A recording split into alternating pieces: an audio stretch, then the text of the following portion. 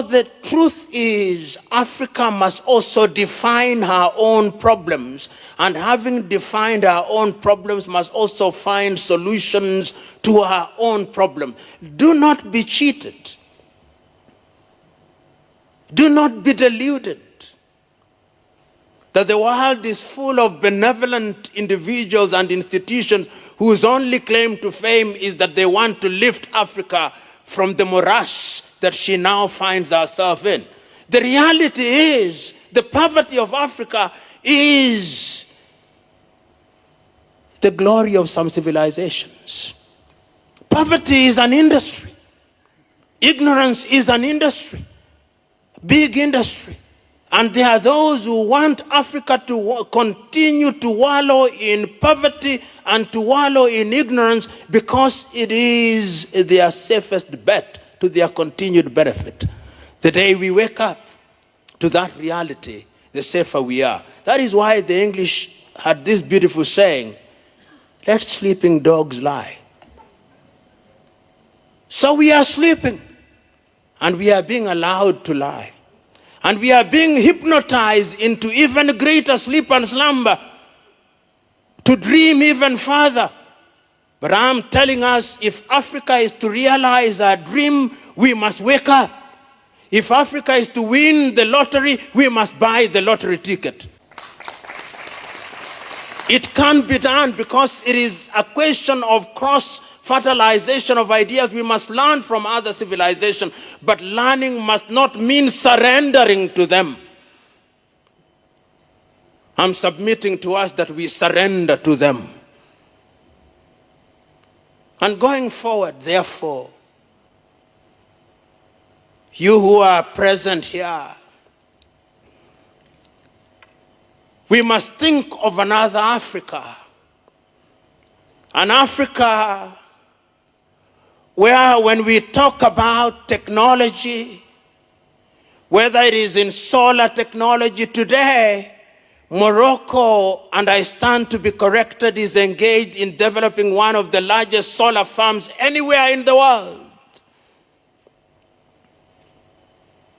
I'm still talking about consulting engineers even in that field. Kenya is doing another major solar project, and all African countries ought to be engaged in it. Namibia, I think, is also engaged in it. But if you ask who the consulting engineers are for those projects, they are not Africans. Even the solar panels that are going to be used, the best that African countries will do is to assemble them. They'll be brought as completely knocked down kits, and ours is to assemble them as our children assemble Lego.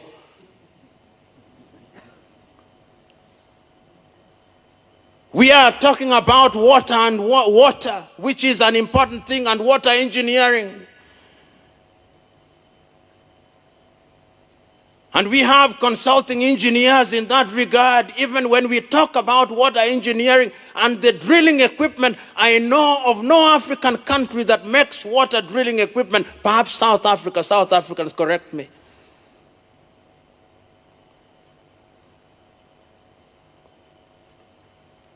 When we are talking about road infrastructure, I know that sometimes even when we are doing the roads, even the one here, the Kampala and Entebbe Expressway, the contractors, under the guise of something that they now call design and build, will even import steel from their countries, saying that ours has too much carbon content. Sometimes even cement is imported because ours is claimed not to have certain ingredients. I'm still talking about consulting engineers.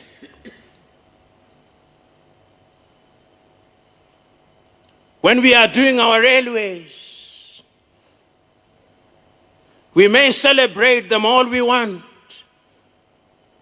but when we receive the wagons,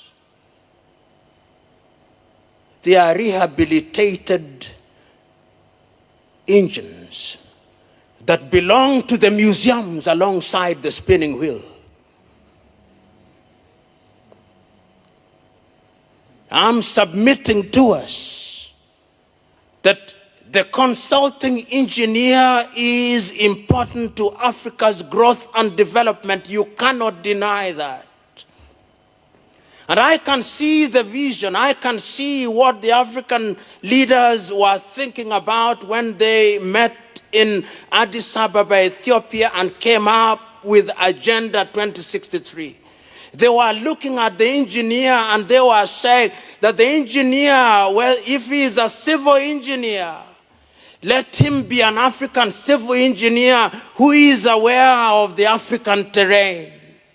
Let him be an engineer who is equipped with what he or she needs to grow Africa, so that when he or she is engaged in designing and ultimately presiding over the building of African roads, he knows he is our continent. That is what they were thinking.